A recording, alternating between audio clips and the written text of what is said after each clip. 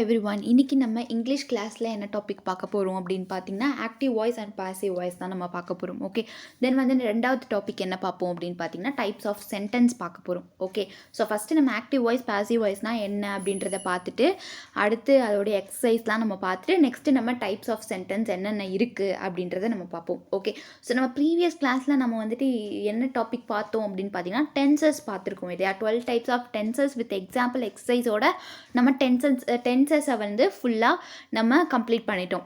Okay, so அதில் சில rules and regulations ரூல்ஸை வந்துட்டு நம்ம ஃபாலோ பண்ணணும், அதே மாதிரி ரூல்ஸை மனப்பாடம் செய்யணும் அப்படின்னு நான் சொல்லியிருப்பேன் இல்லையா. ஸோ டென்ஸுக்கு வந்துட்டு அதோடைய ரூல்ஸ் வந்துட்டு ரொம்ப ரொம்ப இம்பார்ட்டண்ட். ஓகே, ஸோ அப்படி இருக்கும்போது நீங்கள் அதை ஞாபகம் வச்சுக்கிட்டா மட்டும்தான் இந்த பாஸ்ட் கண்டினியூஸ் டென்ஸில் இப்படி போடணும், அதே மாதிரி ஃப்யூச்சர் பர்ஃபெக்ட் கண்டினியூஸில் இப்படி போடணும் அப்படின்ற மாதிரி உங்களுக்கு தெரியும். ஓகே, ஸோ இது வந்து டென்ஸை ஐடென்டிஃபை பண்ணுறதுக்கான ஒரு ரூலாக இருக்கும். ஸோ அது ரொம்ப இம்பார்ட்டன்ட். ஸோ இப்போ ஆக்டிவ் வாய்ஸ் பாசிவ் வாய்ஸ்னு எடுத்துக்கிட்டோன்னு வச்சுக்கோங்களேன், அதுலேயுமே நம்மளுக்கு ரூல்ஸ் இருக்கும். ஓகே, ஸோ நவுன்ஸில் எப்படி வரும், ப்ரொனவுன்ஸில் எப்படி வரும் அப்படின்றத மாதிரி நம்மளுக்கு கொடுத்துருப்பாங்க. ஓகே, ஸோ அதே மாதிரி சிங்குலர்னால் என்ன, ப்ளூரல்னால் என்ன அப்படின்றது உங்களுக்கு தெரிஞ்சிருக்கணும். ஆல்ரெடி நம்ம ப்ரீவியஸ் கிளாஸ்லேயே பார்த்துருப்போம். ஓகே, ஸோ இப்போ பாருங்கள், வாய்ஸ், வாட் இஸ் வாய்ஸ், அதாவது ஆக்டிவ் வாய்ஸ் பாசிவ் வாய்ஸ்னு டூ டைப்ஸ் ஆஃப் வாய்ஸ் என்னென்ன அப்படின்னு கேட்டாங்கன்னா, ஆக்டிவ் வாய்ஸ் அண்ட் பாசிவ் வாய்ஸ்னு சொல்லுவோம். பட் இந்த வாய்ஸ்னால் என்ன அப்படின்றத பற்றி பார்க்கலாம். Okay, the term voice is a term that is used to denote the form of the verb which shows if the subject is given a sentence in that you're or receiver of the action. The voice of a verb describes the relationship between the action and participant, subject or object in a sentence. Okay, so இப்போ voice அப்படின்னு எடுத்துக்கிட்டிங்கன்னு வச்சுக்கோங்களேன், ஒரு sentence கொடுத்துருப்பாங்க. ஒரு சென்டென்ஸ்னால் நம்மளுக்கு என்ன இருக்கும், subject இருக்கும், வேர்ப் இருக்கும், ஆப்ஜெக்ட் இருக்கும். அதை டினோட் பண்ணுறது தான் வாய்ஸ் அப்படின்றாங்க. ஸோ இதுவே ஆக்டிவ் வாய்ஸ்ன்னு பார்த்தீங்கன்னா நம்மளுக்கு எப்படி வரும் அப்படின்னு பார்த்தீங்கன்னா, கரெக்டாக போகும், சப்ஜெக்ட்டு வேர்பு ஆப்ஜெக்ட்டுன்னு. இதுவே வந்துட்டு பார்த்தீங்கன்னா பாசிவ் வாய்ஸில் எப்படி இருக்கும் அப்படின்னு பார்த்தீங்கன்னா, அந்த பொருள் வந்துட்டு அந்த செயலை செய்யுது அப்படின்ற மாதிரி நம்ம பார்ப்போம். ஓகே, ஸோ எக்ஸாம்பிள்ஸ் பார்க்கும்போது உங்களுக்கு ஈஸியாக புரியும். ஓகே, ஸோ இந்த ஆக்டிவ் வாய்ஸ் பாசிவ் வாய்ஸை பொறுத்த வரைக்கும் நம்ம கிராமர் செக்ஷனில் அதிகமாக படிச்சிருப்போம் ஸ்கூல் டேஸில் இல்லையா. ஸோ உங்களுக்கு தெரிஞ்சிருக்கும். இது வந்துட்டு நீங்கள் ஒரு ரீகால் பண்ணுற மாதிரி எடுத்துக்கலாம். ஓகே, ஸோ இப்போ வந்து பார்த்தீங்கன்னா ஆக்டிவ் வாய்ஸுங்கிறது என்ன அப்படின்னு பார்த்தீங்கன்னா, த active voice in a sentence denotes the noun R pronoun that acts as the subject in the sentence. ஓகேவா, இப்போ ஒரு சென்டென்ஸ் வந்து கொடுத்துருக்காங்க, அதில் வந்துட்டு அந்த சப்ஜெக்ட் வந்துட்டு ஒரு நவுனாவோ இல்லை ப்ரொனவுனாவோ என்னாகும் அங்கே இருக்கும். ஓகே, அதே மாதிரி வேர்பு வந்துட்டு ஆக்ஷன் வேர்டாக இருக்கும். பட் இதுவே பார்த்தீங்கன்னா பாசிவ் வாய்ஸில் அப்படியே நம்மளுக்கு எப்படி இருக்கும் அப்படின்னு பார்த்தீங்கன்னா, ஃபஸ்ட்டு ஆப்ஜெக்ட்டு, வேர்பு, சப்ஜெக்ட். ஓகேவா, அந்த அப்படியே நம்மளுக்கு உல்ட்டாவாயிடும். உல்ட்டா மீன்ஸ் ஆப்ஜெக்ட் ஃபஸ்ட்டில் நம்ம சொல்லுவோம். ஓகேவா, டேபிள் இஸ் ஆன் த அப்படின்ற மாதிரி நம்மளுக்கு எக்ஸாம்பிள் வரும். ஓகே, ஸோ நம்ம எக்ஸாம்பிள்ஸ்லாம் பார்க்கும்போது உங்களுக்கு இன்னும் ஈஸியாக புரியும். ஓகே, ஸோ இந்த ஆக்டிவ் வாய்ஸுக்கும் பாசிவ் வாய்ஸுக்கும் உள்ள டிஃப்ரென்ஸ் என்ன அப்படின்றத பார்க்கலாம். ஓகே, ஸோ இதை நீங்கள் ஞாபகம் வச்சுக்கோங்க. இந்த ஹைலைட்ஸில் கொடுத்துருக்கேன் இல்லையா, ஆக்டிவ் வாய்ஸ்னால் first subject, verb, object.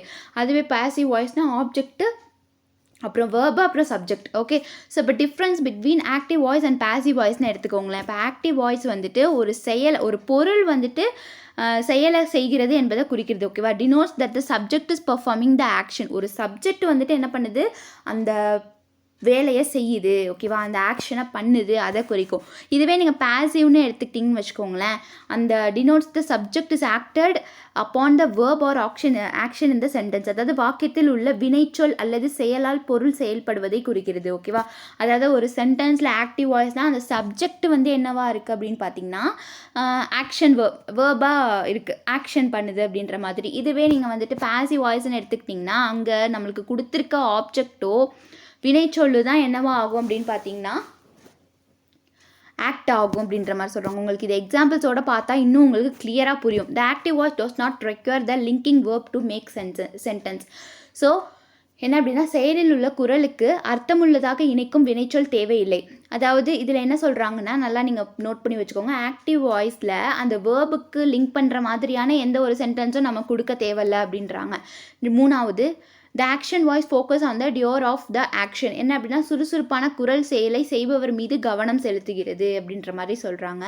Has a direct, a clear and strong tone. நேரடியான, தெளிவான மற்றும் வலுவான தோணியை கொண்டுள்ளது. அதாவது இது ஸ்ட்ரைட் ஃபார்வர்டாக இருக்கும்.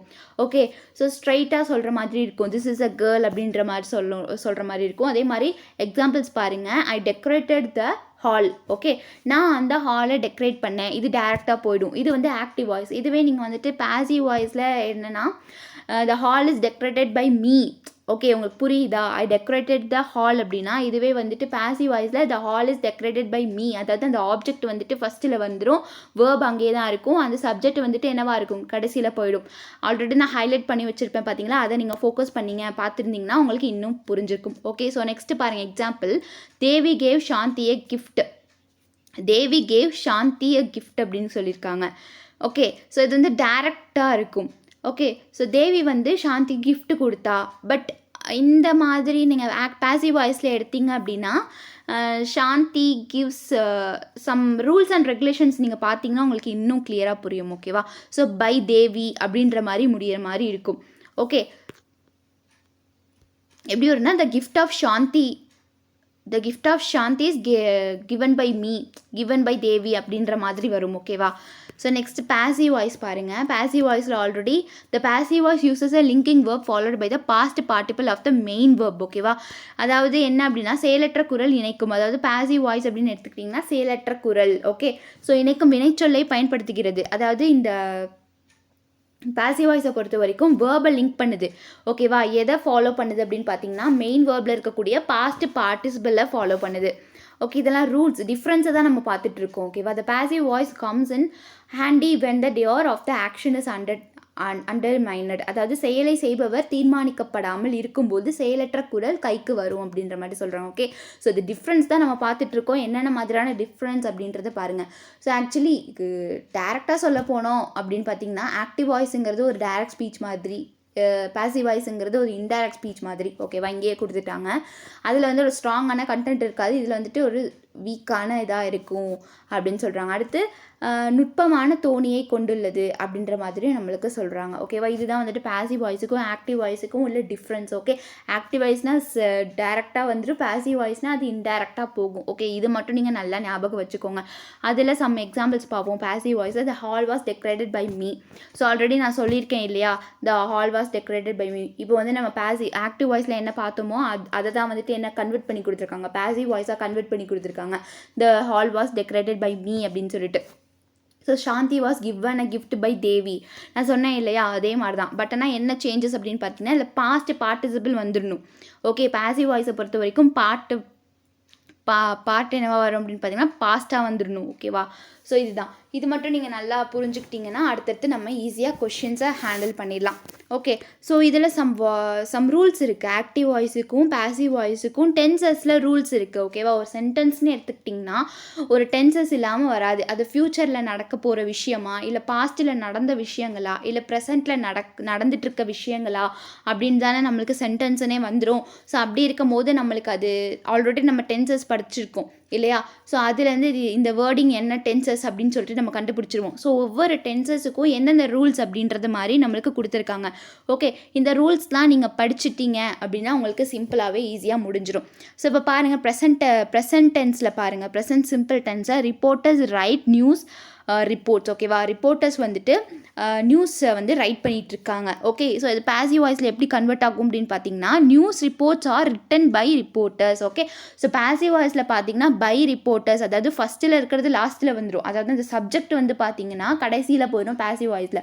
ஸோ ஆல்ரெடி நான் ஹைலைட் கொடுத்துருப்பேன் இல்லையா, ஆக்டிவ் வாய்ஸ்னால் சப்ஜெக்ட்டு வேர்பு ஆப்ஜெக்ட்டு, பாசிவ் வாய்ஸ்னால் ஆப்ஜெக்ட்டு வேர்பு சப்ஜெக்ட்டு, அந்த கான்செப்ட் தான் இங்கே. ஸோ இதுக்கு 4-5 எக்ஸாம்பிள்ஸோடு உங்களுக்கு பார்த்தீங்கன்னா இந்த இது இருக்கும். ஓகே, ஸோ இதை மட்டும் நீங்கள் பார்த்துக்கிட்டீங்க அப்படின்னா உங்களுக்கு ஈஸியாக புரிஞ்சிடும். நெக்ஸ்ட்டு ப்ரெசன்ட் கண்டினியூஸில் பாருங்கள். Ayesha is baking a cake. ஓகேவா? ஆயிஷா வந்துட்டு கேக் பேக் பண்ணிகிட்ருக்கா. Cake is being baked by Ayesha. Okay, உங்களுக்கு டிஃப்ரென்ஸ் புரியுதா? நெக்ஸ்ட்டு பாஸ்ட்டு சிம்பிளில் பாருங்கள் என்ன கொடுத்துருக்காங்க. இந்த company hired new workers were hired by the company. Okay, next பாருங்கள். ஐ வாஸ் வாட்சிங் TV last night. TV was being watched by me last night. Okay, அந்த ஐன்றது மீயாக போயிடணும். ஓகே, ஸோ இதுக்கும் சம் ரூல்ஸ் இருக்கும். ஸோ அதில் பார்த்தீங்க அப்படின்னா உங்களுக்கு தெரிஞ்சிடும். ஓகே, ஸோ அந்த ரூல்ஸ் அப்படின்றத நீங்கள் நல்லா பார்த்து வச்சுக்கோங்க.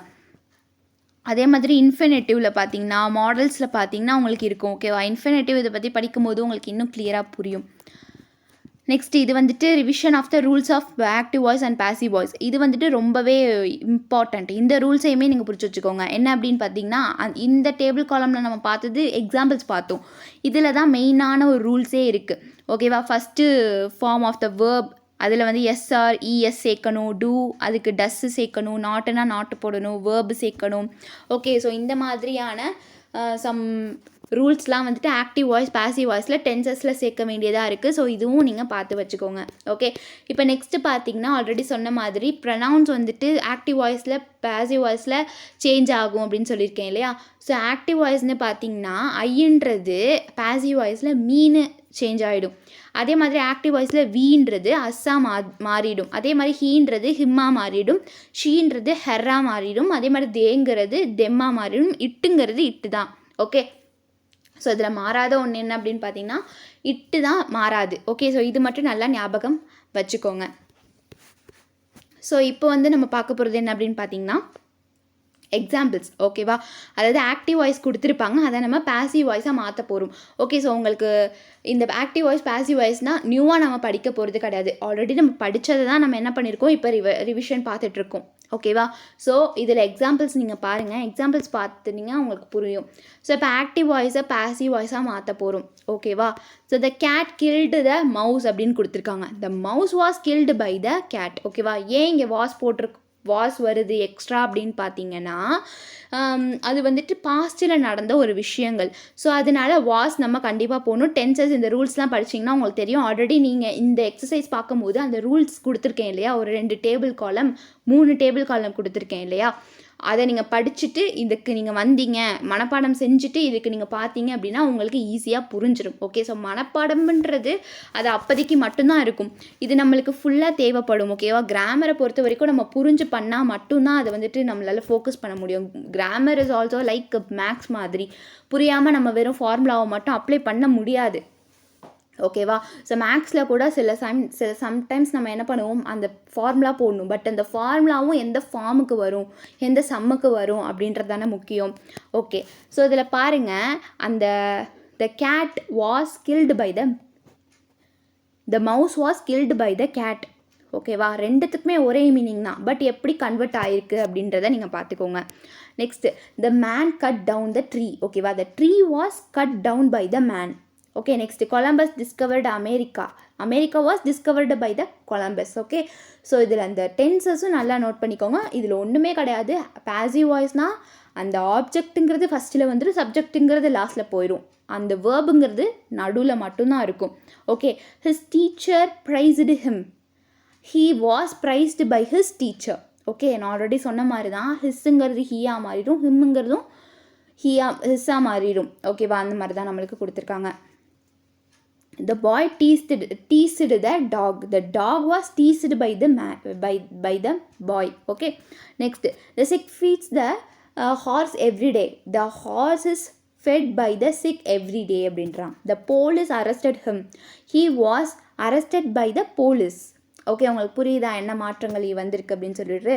So Rama was making a guide. A guide was being made by a Rama. The boy caught the ball. The ball was caught by the boy. அதே மாதிரி my father will write a letter. A letter will be written by the father. என்னன்னா இங்கே future tense வந்திருக்கு இல்லையா? my father will, என்னோட father என்ன பண்ண போகிறாங்க, லெட்டர் எழுத போகிறாங்க.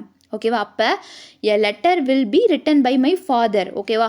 ஸோ இந்த லெட்டர் வந்து என்னோட ஃபாதரால் எழுதப்படும் அப்படின்ற மாதிரி சொல்கிறாங்க. Okay, I will conquer him. He will be conquered by me அப்படின்னு சொல்லலாம், இல்லை போடாமையும் இருக்கலாம். He kept me waiting. I was kept waiting by him. Okay, the hunter shot the lion. The lion was shot by the Hunter. Okay, Hari open the door. The door was opened by Hari. அதே மாதிரி a policeman caught the thief. The thief was caught by the policeman. So இது வந்துட்டு passive வாய்ஸில் நம்ம மாற்றணும். என்ன மாற்றணும் அப்படின்னு பார்த்தீங்கன்னா இப்போ இந்த 15 இதுவுமே பார்த்திங்கன்னா நம்ம ஆக்டிவ் வாய்ஸ் வந்து பாசிவ் வாய்ஸாக மாற்றணும். ஸோ இது வந்து பார்த்திங்கன்னா change the following into passive voice. இதுவுமே வந்து என்ன ஆக போகுது அப்படின்னு பார்த்திங்கன்னா இதுவுமே பாசிவ் வாய்ஸில் நம்ம சேஞ்ச் பண்ண போகிறோம். ஓகே, ஸோ இதில் நம்ம என்ன பார்த்தோம் அப்படின்னு பார்த்திங்கன்னா இதுவுமே அதே தான், அதே கான்செப்ட் தான். இப்போ நெக்ஸ்ட்டு பாருங்கள், so Stanley will inform you later. ஓகேவா, you will be informed by Stanley later. So passive வாய்ஸ்னு எடுத்துக்கிட்டிங்கன்னா ஐங்கிறது ஹிம்மாக மாறிடும், ஹீயாக மாறிடும். அதே மாதிரி இங்கே என்ன கொடுத்துருக்காங்க அப்படின்னு பார்த்தீங்கன்னா பைங்கிறது எக்ஸ்ட்ரா வந்துடும். ஓகேவா, ஸோ வில் பக்கத்தில் கண்டிப்பாக பி வந்துடும். இதெல்லாம் டென்சஸோட ரூல்ஸ். இதில் அந்த ரூல்ஸை பார்த்துட்டு இந்த எக்ஸசைஸ் பாருங்கள், உங்களுக்கு இன்னும் ஈஸியாக புரியும். People speak Portuguese in Brazil. Portuguese is spoken in Brazil by the people அப்படின்னு சொல்லலாம். My father built this house in 1943. This house was built in 1943 by my grandfather. Okay, do not hurt the animals. அப்போ என்ன ஆகும், let not the animals be hurt. Okay, you must not drop litter in the streets. The street, அதாவது litter must not be dropped in the street அப்படின்ற மாதிரி வந்துடும். Carry it home. Let it be carried home. They are decorating the wall. The wall is being decorated by them. அங்கே தேங்கிறது தெம்மா மாறிடும். He has already mended the TV. The TV set. The TV set has already been mended by him. Okay, so இதெல்லாமே தான் என்ன அப்படின்னு பார்த்தீங்கன்னா active voice, passive voice. உங்களுக்கு வந்துட்டு புரிஞ்சிருக்கும், நம்மளுக்கு ஓரளவு ரீகால் ஆகியிருக்கும் அப்படின்னு நினைக்கிறேன். ஸோ பார்த்தீங்கன்னா உங்களுக்கு அந்த டேபிள் காலம் கொடுத்துருக்கேன் இல்லையா, அதை மட்டும் நல்லா இதில் கவனித்து படித்து வச்சுக்கோங்க. ஓகே, ஸோ எழுதி பார்த்தீங்க அப்படின்னா உங்களால் கண்டிப்பாக இது வந்துட்டு புரிஞ்சிக்க முடியும். இல்லை இதை பற்றி ஆல்ரெடி உங்களுக்கு தெரியும் அப்படின்னா ஆக்டிவ் வாய்ஸ், பேசிவ் வாய்ஸ்லாம் ரொம்பவே ஒரு ஈஸியான ஒரு கான்செப்ட் தான். ஓகே, ஸோ இதோட நம்மளுக்கு வந்து இந்த active voice and passive voice வந்துட்டு என்ன ஆகுது அப்படின்னு பார்த்தீங்கன்னா ஃபினிஷ்ட் ஆகுது. ஸோ நெக்ஸ்ட் டாபிக் என்ன அப்படின்னு பார்த்தீங்கன்னா டைப்ஸ் ஆஃப் சென்டென்ஸ் என்னென்ன அப்படின்றத பற்றி பார்க்க போகிறோம். ஓகேவா, ஸோ டைப்ஸ் ஆஃப் சென்டென்ஸ்ன்னு நீங்கள் எடுத்துக்கிட்டிங்கன்னா 4 டைப்ஸ் இருக்குது. ஏன்னா டிக்ளரேட்டிவ் ஒரு அசர்டேட்டிவ் சென்டென்ஸ்னு சொல்லுவாங்க, இல்லை ஸ்டேட்மெண்ட்டுன்னு சொல்லுவாங்க. அடுத்து பார்த்தீங்கன்னா இம்பரேட்டிவ் சென்டென்ஸு, தென் வந்துட்டு பார்த்தீங்கன்னா எக்ஸ்க்ளமேட்ரி, இன்டகிரேட்டிவ் சென்டென்ஸுன்னு 4 சென்டென்ஸ் இருக்குது. ஓகே, 4 சென்டென்ஸுக்குள்ள வித்தியாசங்கள் என்னென்ன, அதோடைய எக்ஸாம்பிள் என்ன, நெக்ஸ்ட் வந்துட்டு இந்த இன்டகிரேட்டிவ்லேருந்து இம்பரேட்டிவை மாற்றுறதுக்கு எப்படி, எக்ஸ்க்ளமேட்ரி ஸ்டேட்மெண்ட்லேருந்து எக்ஸ்க்ளமேட்ரி சென்டென்ஸாக மாற்றுறது எப்படி அப்படின்றத பற்றி தான் நம்ம பார்க்க போகிறோம். ஓகே, ஸோ ஃபஸ்ட்டு பாருங்கள், டைப்ஸ் ஆஃப் சென்டென்ஸை பொறுத்த வரைக்கும் 4 டைப்ஸ் இருக்குது. அதில் ஃபஸ்ட்டு டைப் என்ன அப்படின்னு பார்த்தீங்கன்னா டெக்ளரேட்டிவ் ஆர் அசர்டேட்டிவ் சென்டென்ஸ்ன்னு சொல்லுவாங்க. ஓகே, டெக்ளரேட்டிவ் இதுனா என்ன அப்படின்னு பார்த்தீங்கன்னா a declarative or associative sentence is a sentence that is informative or ends with a period of full or a full stop. Okay, so இது வந்துட்டு பார்த்தீங்கன்னா இந்த சென்டென்ஸில் வந்து எப்படி முடியும் அப்படின்னு பார்த்தீங்கன்னா ஃபுல் ஸ்டாப்போட முடியும். ஓகேவா, ஒரு சென்டென்ஸாகவே இருக்கும், ஃபுல் ஸ்டாப்போட முடியும். ஓகேவா, அதாவது when a speaker states or declares something, அதாவது ஏதாச்சும் ஒரு ஸ்பீக்கர், அதாவது அதை சொல்கிறவங்க வந்துட்டு அந்த சென்டென்ஸில் எப்படின்னா ஏதோ ஒன்று கன்வே பண்ணுற மாதிரி நம்மளுக்கு கரெக்டான ஒரு ஸ்டேட்மெண்ட்டாக கொடுத்துருப்பாங்க, ஃபுல் ஸ்டாப்போட எண்ட் ஆகும். அதுதான் என்ன அப்படின்னு பார்த்தீங்கன்னா டெக்ளரேட்டிவ் ஆர் அசோசியேட்டிவ் சென்டென்ஸ்னு சொல்லுவாங்க. ஓகேவா, இது சம்டைம்ஸ் ஸ்டேட்மெண்ட்டும் அப்படின்னு சொல்லுவாங்க. இது எக்ஸாம்பிள் பாருங்களேன், ஐ லைக் ஃபேண்டசி நாவல்ஸ். ஓகேவா, இதை கன்வே பண்ணுறாங்க நம்மக்கிட்ட அந்த speaker, I like fantasy novels. இதில் கரெக்டாக வந்துருச்சு இல்லையா, எனக்கு ஃபேண்டசி நாவல்ஸை ரொம்ப பிடிக்கும் அப்படின்றத டேரெக்டாக ஒரு ஸ்டேட்மெண்ட்டாகவே நம்மளுக்கு சொல்லிடுறாங்க.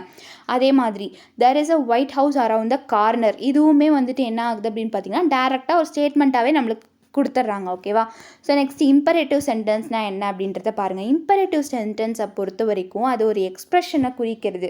ஓகே, ஒரு எக்ஸ்ப்ரெஷனை குறிக்கிறதுன்னு சொல்லுவாங்க. லைக்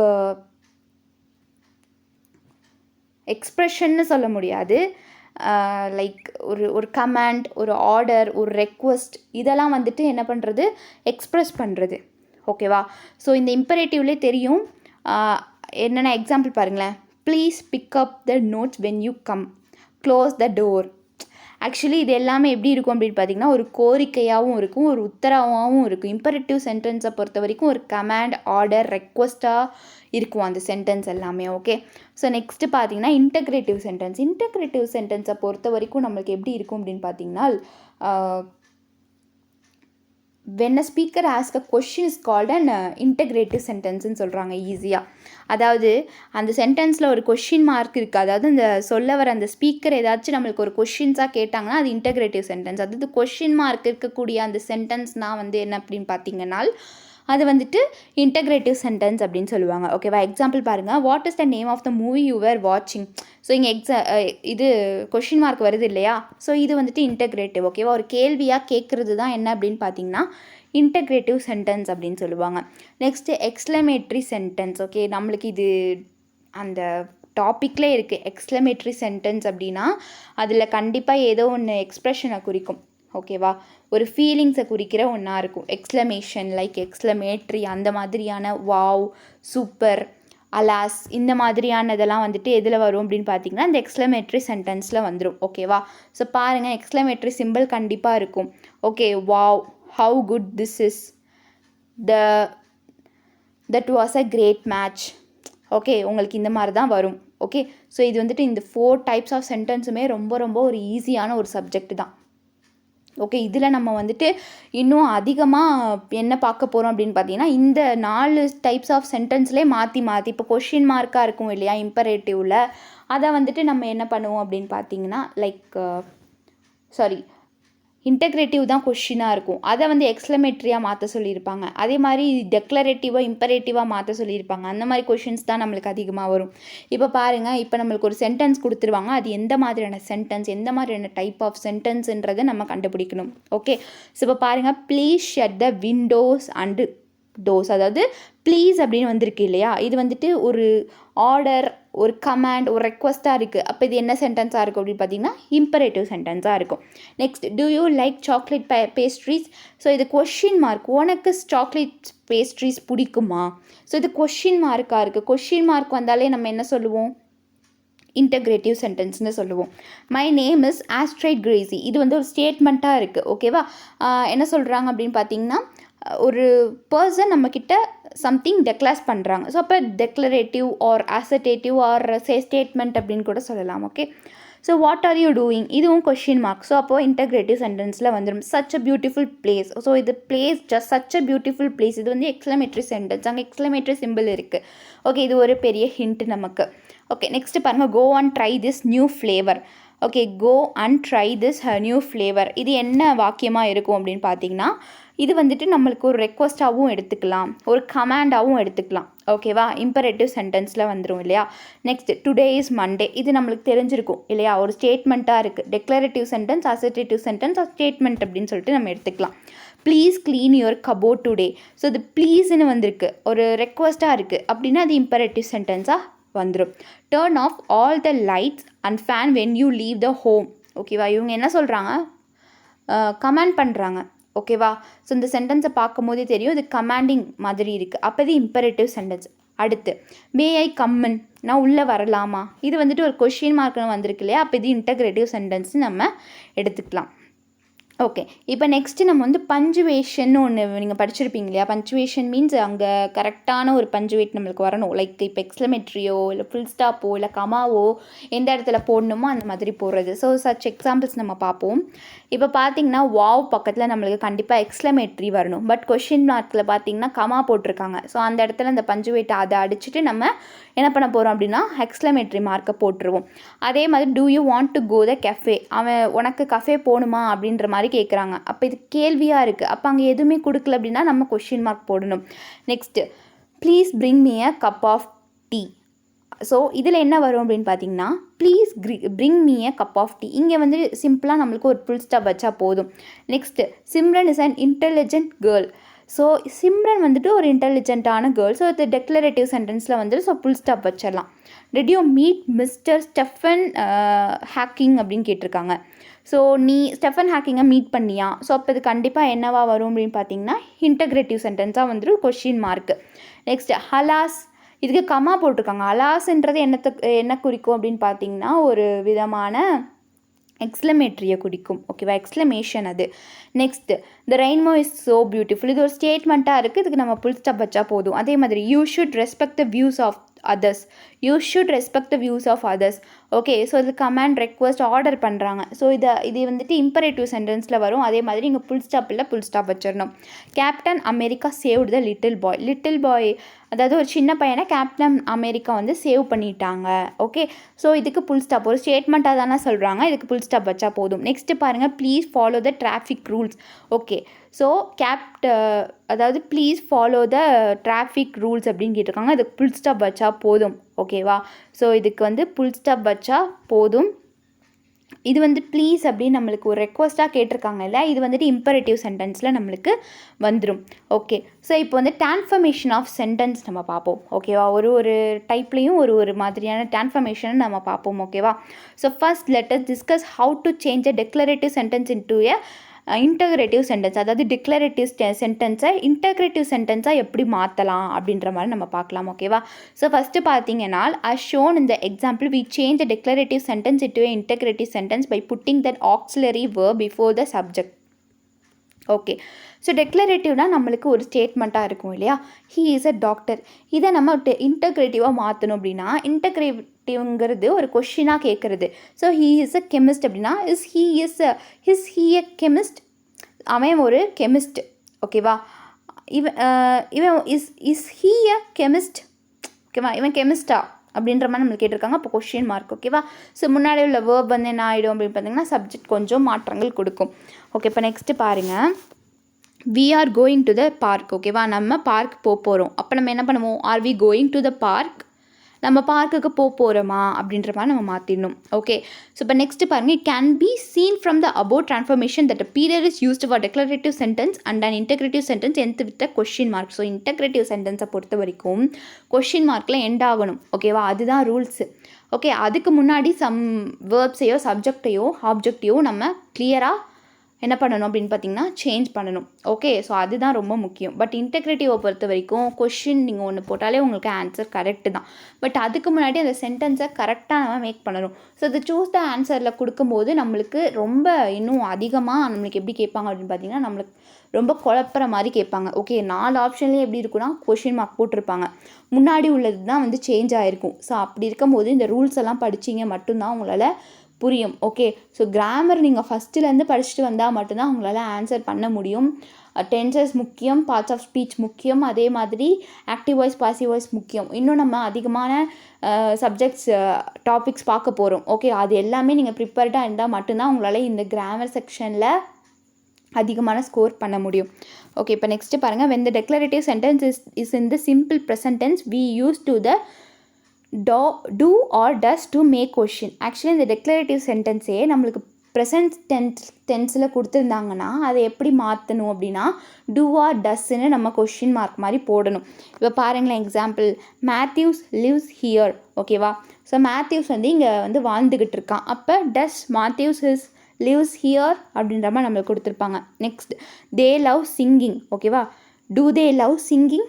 உங்களுக்கு அது பிடிக்குமா? உங்களுக்கு பாடுறது பிடிக்குமா அப்படின்ற மாதிரி. நெக்ஸ்ட்டு, சிம்பிள் பாஸ்ட் டென்ஸில் நம்ம என்ன பண்ணணும்? ஸோ இப்போ ப்ரெசன்ட் டென்ஸில் நம்ம என்ன பண்ணியிருக்கோம்? டூ டஸ்ன்னு போட்டிருக்கோம்.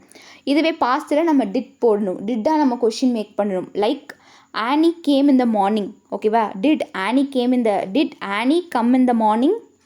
ஓகே, ஸோ நெக்ஸ்ட்டு பாருங்கள். Michael saw her yesterday. Did Michael see her yesterday? ஸோ முன்னாடி நம்மளுக்கு என்னவா வந்திருக்கு? பாஸ்ட் வந்திருக்கு. ஸோ இது வந்துட்டு நம்ம என்னவா போடணும் அப்படின்னு பார்த்தீங்கன்னா ப்ரெசண்ட்டாக தான் போடணும். ப்ரெசன்ட் மீன்ஸ் இதுக்கு சில ரூல்ஸ் அண்ட் ரெகுலேஷன்ஸ் இருக்குது. அதை படிச்சிருந்தீங்கன்னா உங்களுக்கு புரியும். ஓகே, இப்போ நெக்ஸ்ட்டு பாருங்கள். இம்பரேட்டிவ்லேருந்து டெக்ளரேட்டிவ் சென்டென்ஸாக எப்படி மாற்றுறது அப்படின்ற மாதிரி நம்ம பார்க்க போகிறோம். ஓகேவா?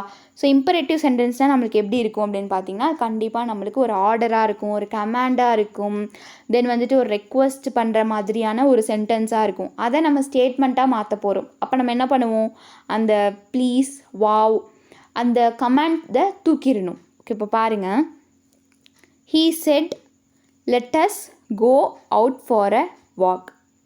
ஓகே, ஸோ இது எப்படி கொடுத்துருக்காங்க அப்படின்னு பார்த்தீங்கன்னா, டெக்ளரேட்டிவை இம்பரேட்டிவாக மாற்றலாம், இம்பரேட்டிவை டெக்ளரேட்டிவாகவும் மாற்றலாம். ஓகே, ஸோ அவன் சொல்கிறான் let us go out for a walk அப்படின்னு. ஸோ இதை வந்து இன்டைரக்டாக சொல்லணும் அப்படின்னு பார்த்தீங்கன்னா, he suggest going out for a walk. Okay, so இது வந்து இப்படி தான் நம்மளுக்கு மாறும். ஓகேவா? அவன் சஜஸ்ட் பண்ணுறான், அவன் கமெண்ட் கொடுக்குறான், இது இப்படி மாறி இருக்கு. ஓகே, ஸோ நம்மளுக்கு வந்துட்டு he said let us go out for a வாக்குங்கிறது ஒரு டெக்ளரேட்டிவ் சென்டென்ஸ், ஒரு ஸ்டேட்மெண்ட்டு.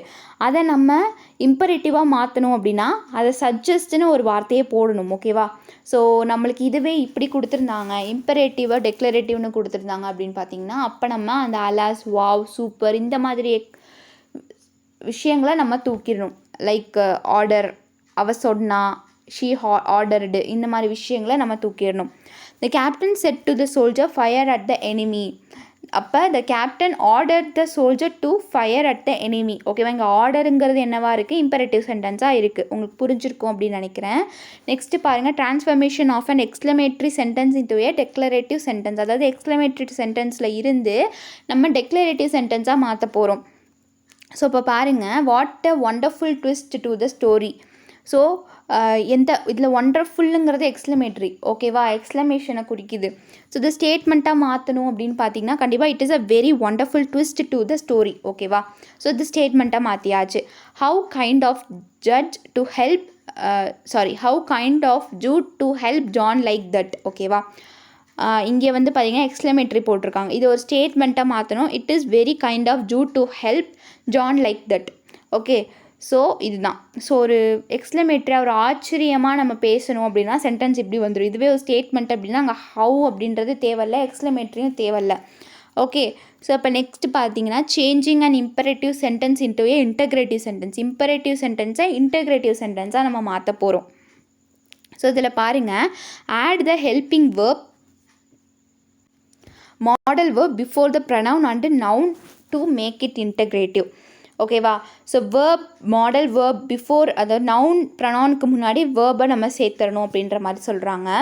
ஸோ இப்போ பாருங்கள், ஷட் த டோர் அப்படின்காங்க. Will you shut the door. இது இன்டகிரேட்டிவாக மாற்றணும் அப்படின்னா அங்கே கொஷின் மார்க் வரணும் இல்லையா. ஸோ இம்பரேட்டிவில் பார்த்தீங்கன்னா அவங்க நம்மளுக்கு எப்படி சொல்கிறாங்கன்னா ஒரு ஆர்டர் கொடுக்குறாங்க. ஓகே, இந்த ரூல்ஸை நீங்கள் நல்லா படிச்சுக்கிட்டீங்கன்னா உங்களுக்கு தெரியும். Will you shut the door, okay, அது அப்படியே மாறிடும். அதே மாதிரி please get me a cup of tea, இது இம்பரேட்டிவ், ஓகேவா. இது ப்ளீஸுங்கிறது நம்மளுக்கு என்னவாக இருக்குது, ஒரு ரெக்வஸ்ட்டாக இருக்குது, ஓகே. இது இம்பரேட்டிவ். இது எப்படி இன்டகிரேட்டிவாக மாறுது அப்படின்னு பார்த்தீங்கன்னா will you please get me a cup of coffee, okay. So இது வந்துட்டு இன்டகிரேட்டிவ், ஒரு கொஷினாக கேட்குறாங்க, ஓகேவா. நீங்கள் எனக்கு டீ தர முடியுமா அப்படின்ற மாதிரி அவங்க கேட்டுருக்காங்க. இவங்க என்ன சொல்கிறாங்க, இம்பரேட்டிவில் பாருங்கள், please give me a cup of tea, எனக்கு ஒரு கப் ஆஃப் டீ வேணும், எடுத்துகிட்டு வாங்க, அந்த மாதிரி கேட்குறாங்க. இவங்க என்ன கேட்குறாங்க, இன்டகிரேட்டிவில் எனக்கு தர முடியுமா அப்படின்னு ஒரு கொஷின் மார்க்கில் கேட்குறாங்க, ஓகே. உங்களுக்கு டிஃப்ரென்ஸ் புரியுதா என்ன அப்படின்னு சொல்லிட்டு. இந்த 4 டைப்ஸ் ஆஃப் சென்டென்ஸ் ரொம்ப ரொம்ப ஒரு இம்பார்ட்டண்ட்டான சென்டென்ஸ் தான், ஓகே. ஸோ இதில் வந்து பார்த்திங்கன்னா நம்மளுக்கு ரொம்ப ஸ்டேட்மெண்ட்டை ட்ரான்ஸ்ஃபர்மேஷனை நம்மளுக்கு மாற்றணும். ஸோ ஃபஸ்ட் ஆஃப் ஆல் இதில் நம்மளுக்கு எப்படி வேணாலும் கொடுப்பாங்க. டெக்ளரேட்டிவாக நம்மளுக்கு இன்டகிரேட்டிவாக மாற்ற சொல்லுவாங்க, இன்டகிரேட்டிவாக நம்மளுக்கு இம்பரேட்டிவாக மாற்ற சொல்லுவாங்க. ரொம்ப ரொம்ப ஈஸி. ஃபஸ்ட் ஆஃப் ஆல் அந்த 4 டைப்ஸ் ஆஃப் சென்டென்ஸ் என்னென்ன அப்படின்றத நீங்கள் நல்லா மனப்பாடம் பண்ணி வச்சுக்கோங்க. அதுக்குள்ள டிஃப்ரென்ஸ் என்ன அப்படின்றதையும் புரிஞ்சு வச்சுக்கோங்க. உங்களுக்கு எக்ஸாம்பிள்ஸோடு நான் நிறையாவே கொடுத்துருக்கேன், ஓகே. ஸோ ஃபஸ்ட்டு நம்ம பார்த்த டாபிக் என்ன அப்படின்னு பார்த்தீங்கன்னா வாய்ஸஸ் பார்த்தோம். ஆக்டிவ் வாய்ஸ்னால் என்ன, பாசிவ் வாய்ஸ்னால் என்ன அப்படின்றத பார்த்தோம், ஓகே. ஸோ நெக்ஸ்ட்டு நம்ம பார்த்த டாபிக் என்ன அப்படின்னு பார்த்தீங்கன்னா டைப்ஸ் ஆஃப் சென்டென்சஸ் நம்ம பார்த்துருக்கோம், ஓகே. ஸோ உங்களுக்கு புரிஞ்சிருக்கும் அப்படின்னு நினைக்கிறேன். கிராமருங்கிறது நம்ம அப்பப்போ கொஞ்சம் ப்ராக்டிஸ் பண்ணி தான் ஆகணும், ஓகேவா. அப்போனா தான் நம்மளால் இந்த டென்ஸா இந்த ரூல்ஸா அப்படின்றது நம்மளுக்கு தெரியும், ஓகே. ஸோ இப்போ நெக்ஸ்ட்டு நம்ம இங்கிலீஷ் கிளாஸில் வந்துட்டு இன்னும் நியூவாக வேர்ப்ஸை பற்றி பார்க்க போகிறோம். வேர்ப்னா என்ன, மாடல் வேர்ப், மெயின் வேர்ப்னா என்ன, ஆக்சிலரி வேர்ப்னா என்ன அப்படின்றத நம்ம டீட்டெயிலாக பார்ப்போம். இந்த கிராமரை பற்றி நம்ம ஃபுல்லாக டீட்டெயிலாக பார்த்தோம் அப்படின்னா உங்களுக்கு கிராமர் ரொம்பவே தரவாக இருக்கும், ஓகே. ஸோ இதில் எதுவுமே நம்ம புதுசாக படித்ததே இல்லை, எல்லாமே நம்ம படித்தது தான், ஓகேவா. எதுவுமே புதுசாக படிக்க போகிறது இல்லை. இது வரைக்கும் ஸ்கூல் டேஸில் நம்ம என்ன படித்தோமோ அதுதான் நம்ம இங்கே படிச்சுட்ருக்கோம், ரிவிஷன் பண்ணிகிட்ருக்கோம், ஓகே. இது வந்துட்டு ரொம்ப ரொம்ப ஒரு சிம்பிளான ஒரு டாபிக் தான். நெக்ஸ்ட் கிளாஸில் நம்ம வேர்ப்ஸை பற்றி நம்ம பார்க்கலாம், ஓகே. தேங்க்யூ.